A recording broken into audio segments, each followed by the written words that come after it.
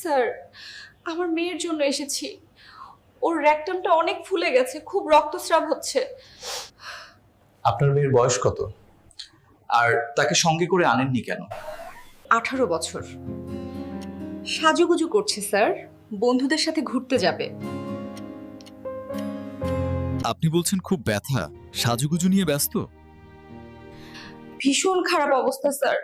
এখন সরস্বতী পুজোর ছুটি চলছে স্যার, তাই একটু ঘুরতে যাবে। আমার ঠিক বিশ্বাস হচ্ছে না যে ওর ব্যথা এতটা প্রবল। না স্যার, আমি নিজে দেখেছি রেকটাম দিয়ে কি বের হয়ে আছে, ফুলে আছে, রক্ত যাচ্ছে। আমি ওর চোখ মুখ দেখেই বুঝতে পারছি ও খুব কষ্টে আছে।